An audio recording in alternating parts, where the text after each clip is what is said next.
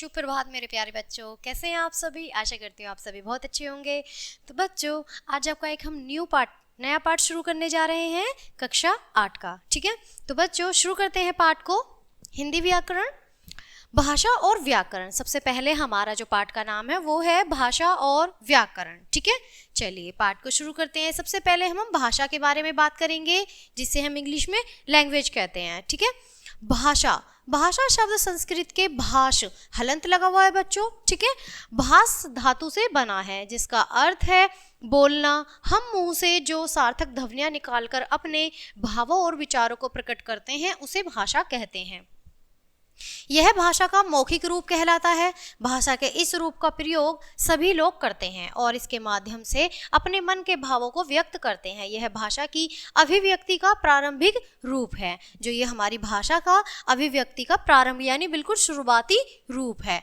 भाषा के मौखिक रूप का प्रयोग आसपास के लोगों के बीच होता ही रहता है। दूर रह रहे लोगों से बात करने और उनके अपने भावों को, विचारों को पहुंचाने के लिए भाषा का लिखित रूप अस्तित्व में आया। भाषा की मौखिक ध्वनियों के लिए कुछ चिन्ह निश्चित किए गए हैं और उन चिन्हों को उच्चारण और लेखन पर स्तर पर सर्वसाधारण द्वारा स्वीकार किया गया।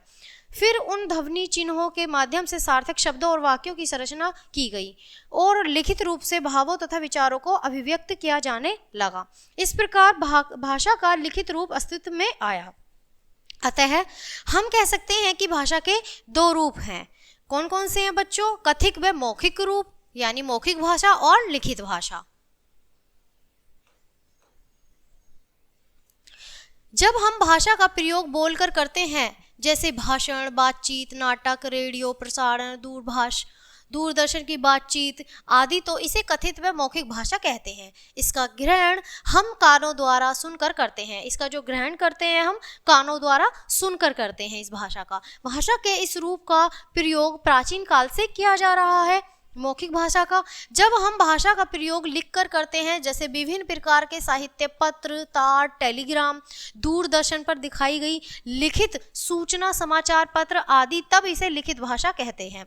इसका ग्रहण हम आंखों से देखकर या पढ़कर करते हैं। इसको हम कैसे ग्रहण करते हैं कि आंखों से देखकर या फिर पढ़कर। ठीक है, ब्रेल लिपि में लिखित भाषा को नेत्रहीन व्यक्ति स्पष्ट कर सकते हैं। जो ब्रेल भाषा लिपि है, जो ब्रेल लिपि में लिखित भाषा होती है, उसे नेत्रहीन, जो आंखों से देख नहीं सकते हैं, वही स्पर्श छूकर उसे पढ़ सकते हैं। ध्यान दे रखिए, भाषा के मौखिक रूप को सीखने के लिए प्रयत्न की आवश्यकता नहीं पड़ती है, वह स्वाभाविक रूप से सीखी जाती है, जबकि लिखित भाषा को प्रयत्न पूर्वक सीखना पड़ता है। अतः भाषा की परिभाषा इस प्रकार दी जा सकती है: वह साधन जिसके द्वारा मनुष्य बोलकर या लिखकर अपने भावों या विचारों को दूसरों तक पहुंचाता है, वह हमारी भाषा कहलाते हैं। इस तरीके से हम ये परिभाषा कर सकते हैं। इस प्रकार भाषा में निम्नलिखित विशेषताएं होती हैं। सबसे पहला पॉइंट है बच्चों हमारा, भाषा भाव और विचारों को प्रकट करने वाले ध्वनि संकेत जो मानव मुख से निकलते हैं। ये ध्वनि संकेत एक व्यवस्था में बंधे होते हैं। इन्हीं ध्वनि संकेतों से शब्दों से वाक्यों का निर्माण होता है। इन्हीं ध्वनियों से शब्दों का और शब्दों से वाक्य का निर्माण होता है। भाषा का उद्देश्य विचारों या भावों का आदान प्रदान करना होता है।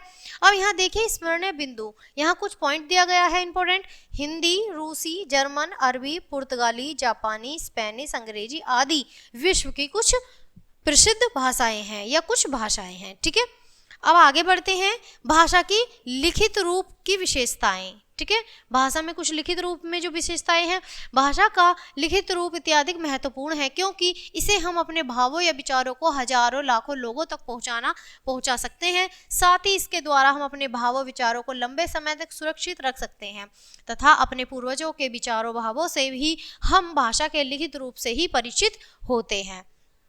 अब बच्चों यहाँ देखेंगे आप भाषा के घटक। हमारी भाषा के घटक हैं, सबसे पहले है बच्चों हमारा ध्वनि। सबसे पहले हम क्या? ध्वनि सुनते हैं, तभी तो हमारी भाषा का जन्म ध्वनि से ही तो हुआ है। तो ध्वनि, मानव से निकलने वाली प्रत्येक स्वतंत्र आवाज ध्वनि कहलाती है। भाषा के मौखिक रूप में केवल ध्वनि का ही प्रयोग होता है। वर्ण, अब बच्चों बात करेंगे हम वर्ण की। दूसरा है हमारा वर्ण, वह छोटी से छोटी ध्वनि जिसके और खंड न हो सके वर्ण कहलाते हैं। जैसे ए, बड़ी ई, छोटा ऊ, कै हलंत, खे हलंत, ले हलंत और है हलंत, ठीक है, आदि। अब यहाँ देखेंगे हम बच्चों, तीसरा है हमारा शब्द। वर्णों के स्वतंत्र सार्थक समूह को शब्द कहते हैं। जैसे कै हलन जमा ए हलन जमा ले हलन जमा ए हलन जमा मैं हलन जमा ए हलन। तो क्या बन गया यहाँ पर, ये कलम। तो यहाँ पर ये हमने कलम को विच्छेद रूप से करके आपको दिखाया है। अब यहाँ बच्चों फोर्थ में है आपका पद। अब आता है पद। प्रचलित रूप में हर शब्द होता है। जो प्रचलित रूप होता है हर शब्द होता है। जैसे मोहन, बगीचा, पढ़ाई आदि। परंतु जब इन्हीं शब्दों का वाक्यों में प्रयोग कर दिया जाता है तो वह पद कहलाते हैं। जैसे मोहन ने बगीचे में बैठकर पढ़ाई की। शब्दकोश में शब्दों के अर्थ मिलते हैं, पदों के नहीं। अब यहाँ देखेंगे बच्चों हम वाक्य, ठीक है, जिसे हम सेंटेंस कहते हैं। शब्दों का ऐसा सार्थक समूह जो एक निश्चित भाव का बोधक होता है वाक्य कहलाता है। जैसे हरी फुटबॉल खेलता है। इस उदाहरण में प्रयुक्त सभी शब्द पद कहलाएंगे क्योंकि ये सभी मिलकर एक निश्चित भाव के बोधक बन गए हैं। अतः पदों के इस समूह को वाक्य कहा जाएगा। अब बच्चों हम बात करेंगे लिपि की। अपनी अपनी हर एक जितनी भी भाषाएं होती है सबकी अपनी अपनी एक लिपि होती है। तो हम लिपियों के बारे में बात करेंगे बच्चों। लिपि को अच्छे से ध्यान से पढ़ेंगे। लिपि का शाब्दिक अर्थ है बच्चों लिपना या पोतना, ठीक है। अनपढ़ व्यक्ति के लिए कागज के उज्जवल पृष्ठ पर जो कुछ लिखा जाता है वह लिपना पोतना ही है, परंतु पढ़े लिखे लोगों के लिए वह ध्वनि चिन्ह ही भाव और विचार के बोधक होते हैं। अतः यह कहना बिल्कुल ठीक ही है कि मौखिक भाषा की मूल ध्वनियों को लिखकर प्रकट करने के लिए निश्चित किए गए चिन्हों को हम लिपि कहते हैं। तो समझ आया बच्चों। जो पढ़े लिखे लोगों के लिए जब हम लिखी हुई भाषा को समझते हैं तो उसे हम लिपि कहते हैं। विभिन्न भाषाओं की ही तरह उनकी लिपियां भी विभिन्न हैं। जैसे हिंदी, मराठी, संस्कृत, नेपाली, गुजराती की देवनागरी, ठीक है। हिंदी की, मराठी की, संस्कृत की, नेपाली और गुजराती की कौन सी है, देवनागरी। पंजाबी की बच्चों गुरमुखी है। अरबी और उर्दू की फारसी है। अंग्रेजी की रोमन लिपि होती है। अब बच्चों यहाँ पर देखेंगे हम बोली, उपभाषा और भाषा, ठीक है। बोली, उपभाषा और भाषा। सबसे पहले हम बोली को देखेंगे। किसी सीमित क्षेत्र में बोली जाने वाली भाषा के स्थानीय रूप को बोली कहते हैं। इसका प्रयोग बोलचाल के लिए ही होता है। इसे कोई लिखित साहित्य नहीं होता है। जैसे भोजपुरी, हरियाणवी, मराठी, बुंदेली, गढ़वाली, मारवाड़ी इत्यादि, ठीक है। अब यहाँ बच्चों हम देखेंगे उपभाषा, ठीक है। उपभाषा का क्षेत्र बोली की अपेक्षा अधिक विस्तृत होता है। इसमें साहित्य रचना होती है। बोली की अपेक्षा इसका रूप अधिक विकसित होता है। जैसे ब्रज, अवधी, मैथिली बोलियां हैं, पर इनके पृष्ठकृत में स्वरूप में उच्च कोटि का साहित्य उपलब्ध है। ब्रज भाषा में सूरदास ने सूरसागर, अवधी में तुलसी ने रामचरितमानस और मैथिली में विद्यापति ने पदावली जैसे उच्च कोटि के साहित्य की रचना करके इन्हें उपभाषा का दर्जा दिला दिया है। अब बच्चों बात करेंगे हम भाषा की।